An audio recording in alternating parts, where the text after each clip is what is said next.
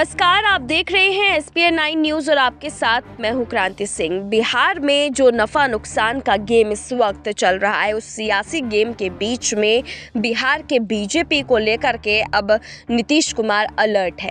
बहरहाल देखा यही जा रहा है कि नीतीश कुमार से गठबंधन तोड़ने के बाद बीजेपी अब चुप तो नहीं बैठने वाली है।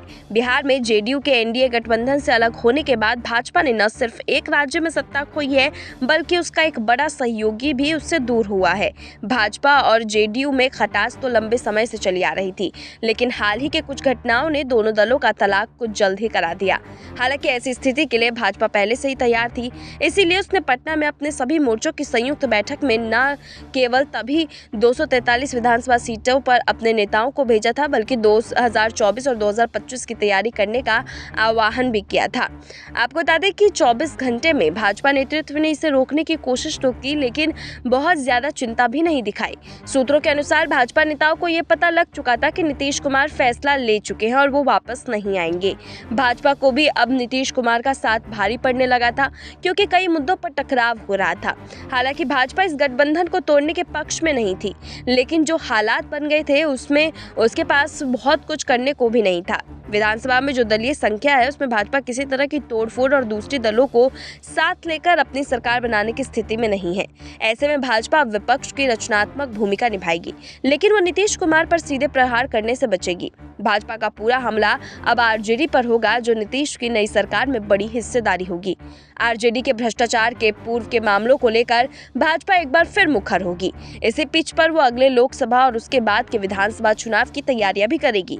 भाजपा अब लोक जनशक्ति पार्टी को एकजुट करने की कोशिश करेगी और उसके दोनों घरों चिराग पासवान और पशुपतिनाथ पारस को एक साथ लाने की कोशिश भी करती दिखाई देगी, ताकि राज्य में दलित समुदाय को साथ कर आगे बढ़ा जा सके। इन घटनाक्रमों के बाद भाजपा को बिहार में अपने संगठन में भी कोई बदलाव करने पड़ेंगे। पार्टी अब अपने दम पर चुनाव लड़ने की स्थिति में ऐसे नेतृत्व को उभारेगी जो सामाजिक और राजनीतिक समीकरणों में तो प्रभाव हो ही, साथ ही उनकी राजनीतिक अपील भी बेहतर हो। ऐसे में पुराने नेताओं को एक बार फिर से सामने लाया जा सकता है। भाजपा और जेडीयू के बीच रिश्ते 2020 के विधानसभा चुनाव के दौरान ही बिगड़ने लगे थे, जबकि लोक जनशक्ति पार्टी के नेता चिराग पासवान को लेकर दोनों दलों ने गंभीर मतभेद रहे। जेडीयू का लगातार यह आरोप रहा है कि भाजपा नेता चिराग पासवान की बाहर से मदद कर रहे थे और कई सीटों पर जेडीयू के उम्मीदवारों को हराने की कोशिश भी की गई। चुनाव जीतने के बाद भाजपा नेतृत्व ने नीतीश कुमार को ही मुख्यमंत्री बनाया, लेकिन विधानसभा अध्यक्ष पद अपने पास रखा। एक बड़े घटनाक्रम में भाजपा नेतृत्व ने सुशील मोदी को बिहार की राजनीति से दिल्ली जाने का फैसला किया, जो कि नीतीश कुमार ने काफी करीब माने जाते थे। भाजपा ने नीतीश कुमार के साथ जिन दो नेताओं को मुख्यमंत्री बनाया, उनको लेकर नीतीश कुमार कभी भी सहज नहीं रहे। विधानसभा अध्यक्ष से भी उनकी कई बार टकराव हुआ। इसके बाद जेडीयू केंद्रीय मंत्रिमंडल में भी शामिल हुई, लेकिन मंत्रियों की संख्या को लेकर विवाद बना रहा। आरसीपी सिंह के मंत्री बनने के बाद जेडीयू की अंदरूनी राजनीति भी प्रभावित हुई और नए अध्यक्ष राजीव रंजन उर्फ ललन सिंह और उपेंद्र कुशवाहा नीतीश कुमार के काफी करीब हो गए। इससे भाजपा और जेडीयू से दूरी भी बनी।